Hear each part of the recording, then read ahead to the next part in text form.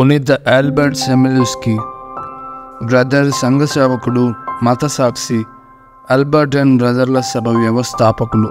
ఇతను క్రీస్తు శకం 1845 నుంచి 1916 వరకు జీవించారు. పోలాండ్ దేశంలో క్రాకో పట్టణ సమీపంలో ఎగ్లోమియా అనే ఊళ్ళో క్రీస్తు శకం 1845 ఆగస్టు 20వ తేదీన జన్మించారు. వారిది ధనిక కుటుంబం. ఆ కుటుంబంలోని 4 సంతానంలో ఆల్బర్ట్ మొదటివారు. వీరు క్రైస్తవ నేపథ్యంలో పెరిగారు. వీరు బాల్యంలో 1 ఏడాది పాటు పెట్రోగ్రాడ్ పట్టణంలోను, ఆ పిమ్మట వార్సా నగరంలో గల పాఠశాలలో విద్యను అభ్యసించారు.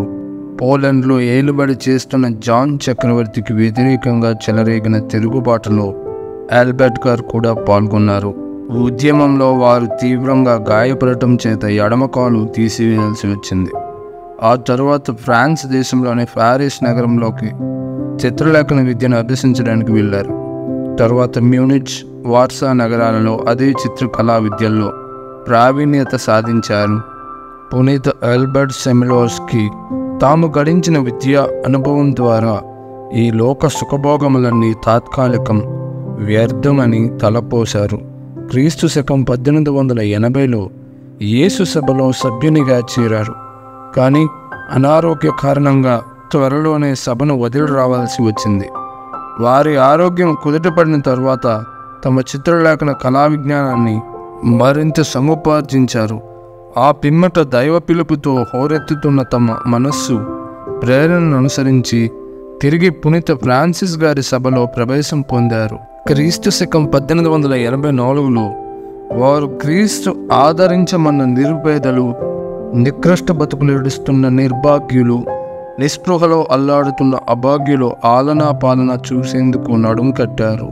అట్టి పీడిత బడుగు వర్గాల ప్రజానికానికి భౌతికంగా, నైతికంగా చేయూతనందిస్తూ వారిలో ఒక వ్యక్తిగా కలిసిపోయి జీవిస్తూ తమ అనన్య సామాన్య సేవలు అందించారు.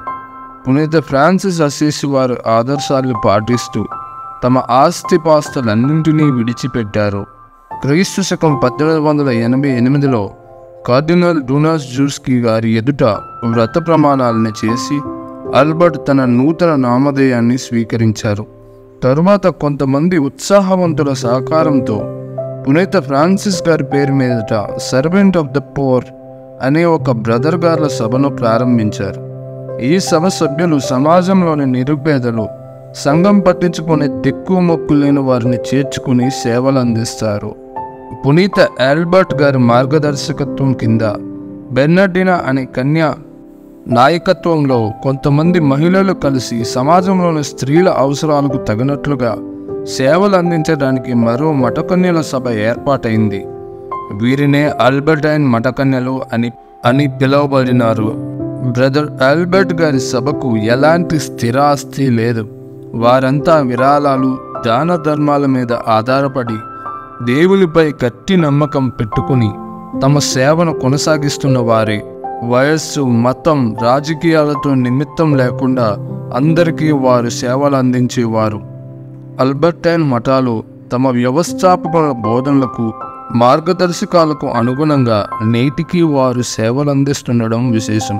ఇటలీ, అమెరికా, లాటిన్ అమెరికాలోనూ నేడు ఈ సభగృహాలు దీనజన సేవలు అందిస్తున్నాయి. అట్టి మహానీయుడు క్రీస్తు శకం 1910 డిసెంబర్ 25న క్రీస్తు జయంతి రోజునే క్రాకో నగరంలో క్యాన్సర్ వ్యాధి బాధతో తమ అంతిమ శ్వాసను విడిచి తాము ఎదురు చూసే పరలోక భాగ్య బహుమానం అందుకున్నారు. 1983 జూన్ 22న 2వ జాన్ పాల్ పోపు గారు బ్రదర్ ఆల్బర్ట్ గారికి ధన్యత పట్టానిచ్చారు. ఈ జగద్గురువులై 1989 నవంబర్ 12వ తేదీన ధన్య ప్రేగ్ నగర ఆజ్ఞాసమ్మ గారితో పాటు ధన్య బ్రదర్ ఆల్బర్ట్ సెమిలోస్కీ గారికి శ్రీసభ తరపున పునీత పట్టానిచ్చి గౌరవించారు. పోలాండ్ దేశంకు గర్వకారణమైన పునీతులుగా పునీత ఆల్బర్ట్ గారు వందింపబడుతున్నారు.